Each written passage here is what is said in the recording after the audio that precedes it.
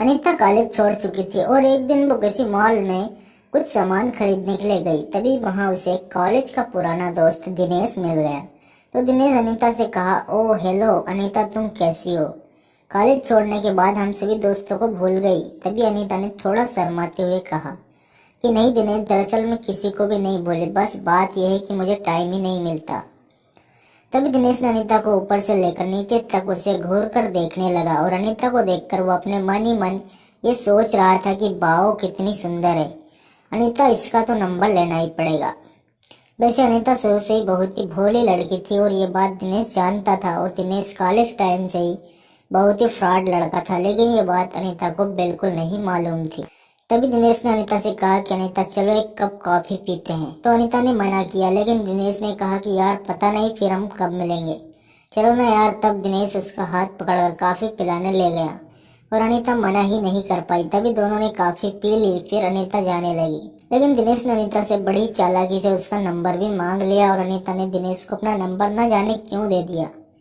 तब अनीता ने कहा कि दिनेश अब मैं चलती हूँ, शायद मुझे बहुत देर हो गई है, घर पर सब मेरी राह देख रहे होंगे। तो दिनेश ने फिर से अनीता का हाथ पकड़कर कहा, अरे यार प्लीज अनीता रुको तो सही, इतने दिनों में हम मिले हैं, 5 मिनट रुक जाओ बस। अच्छा ये बताओ कि तुम्हारा अब तक कोई बॉयफ्रेंड है या नहीं? अभी तक तुम यूं ही शर्माती रहती हो। तो अनीता ने दिनेश से कहा कि नहीं दिनेश, मेरा कोई भी बॉयफ्रेंड नहीं है। तभी दिनेश ने चांस मारते हुए उससे कहा, अरे अनीता तुम तो इतनी ज्यादा ब्यूटीफुल हो, फिर भी तुम्हें आज तक किसी ने भी प्रपोज नहीं किया। इस बात से अनीता थोड़ा उदास हो गई। इतने में ही दिनेश ने अनीता के कंधे पर हाथ रखते हुए कहा कि तुम चिंता मत करो अनीता, अब जल्दी तुम्हारी जिंदगी में एक बॉयफ्रेंड आने वाला है और वो तुमसे बहुत ही ज्यादा लव करेगा। और दिनेश ने अनीता के हाथ पर हाथ रख दिया, जैसे अनीता के अंदर कोई करंट सा ही लगा हो। लेकिन शायद वो दिनेश की आंखों में उसका फ्रॉडपना बिल्कुल भी नहीं देख पाई और वो दिनेश का हाथ अपने हाथ पर से भी नहीं उठा पाई। तभी दिनेश ने अनीता को उसके साथ एक एक सेल्फी लेने को कहा, लेकिन न जाने अनीता उसको मना क्यों नहीं कर पा रही थी। शायद दिनेश उसके भोलेपन का फायदा उठा रहा था। अब तो दिनेश न जाने उसे व्हाट्सएप पर क्या क्या भेज रहा था। कभी उसे गुलाब का फूल भेज रहा था तो कभी उसे हार्ट या किसिंग वाले मैसेज भेज रहा था और अनीता को कहीं न कहीं डर लग रहा था। लेकिन दिनेश ने उससे कहा कि अरे यार तुम तो कुछ भी नहीं हो, मेरे दोस्त की गर्लफ्रेंड तो रोज ही उसे किस देने एक बगीचे में जाती है और वो तो अपने घर वालों को कुछ भी नहीं समझती। इस बात से अनीता का हौसला बहुत ही ज्यादा बढ़ गया। एक दिन अनीता के घर पर कोई भी नहीं था। इस बात का दिनेश को पता लग गया तो वो अचानक ही उसके घर पर आ गया। इस बात से अनीता बहुत ही डर गई, लेकिन वो तो जबरदस्ती ही अनीता के घर में बैठ गया और उसके यहाँ वहाँ हाथ लगाने लगा। और जब अनीता ने उसे रोकना चाहा तो दिनेश ने उसे आई लव यू कह दिया।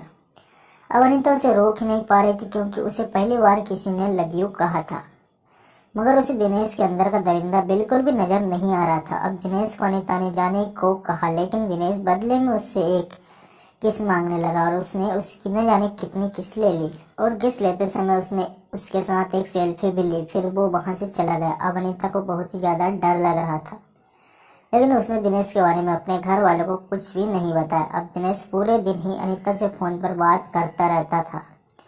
एक बार दिनेश ने अनीता को एक होटल में आने को कहा, लेकिन अनीता ने उससे कहा कि दिनेश तुम मुझसे एक बार शादी कर लो, फिर चाहे तुम मुझे कहीं पर भी घुमाने ले चलो। लेकिन फिर दिनेश ने जिद करते हुए कहा कि नहीं अनीता, मैं तुमसे बहुत लव करता हूँ और एक दिन शादी भी कर ही लूंगा, तो फिर तुम्हें सिर्फ एक बार होटल मेरे साथ चलने में क्या हर्ज है? तब अनीता ने कहा कि दिनेश शादी से पहले ये सब करना गलत होगा। तभी दिनेश ने बड़ी चालाकी से उससे कहा कि चलो अनीता, मैं तुम्हारे साथ कुछ भी गलत नहीं करूंगा, लेकिन बस एक बार तुम मुझसे मिलने होटल में आ जाओ और 10 मिनट मुझसे बात करके चली आना। अब अनीता उसकी भाई की बातों में आ गई और उसने होटल में आने के लिए दिनेश को हाँ कह दिया।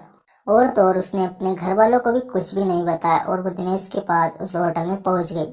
और जैसे अनीता वहां गई तो दिनेश ने उसे एक कोल्ड ड्रिंक में नशे की दवा मिलाकर पिला दी और अब धीरे धीरे उसे नशा होने लगा। तभी अचानक अनीता के सामने दिनेश का एक दोस्त भी आ गया और वो दोनों ही अनीता को देखकर मुस्कुरा रहे थे। अब अनीता सब समझ चुकी थी कि दिनेश ने उसके साथ धोखा किया और फिर दिनेश और उसके एक दोस्त ने मिलकर अनीता के साथ जो गंदा काम किया उसके बारे में आपको आगे कहानी नहीं बता सकता दोस्तों, क्योंकि ये किसी की बेटी या बहन की इज्जत का सवाल है। लेकिन ये कहानी मैंने आपको इसलिए सुनाई है क्योंकि अनीता जैसी मेरी बहनें बार बार ऐसी गलती क्यों करती है। मैं उन्हें सच्चा प्यार करने से नहीं रोक रहा हूँ। मैं तो बस उनको उन दरिंदों के जाल में फंसने से रोकना चाहता हूँ जिन्होंने न जाने कितनी ही बार अनीता जैसी लड़कियों को अपना शिकार बनाकर उनका जीवन बिल्कुल ही बर्बाद कर दिया है।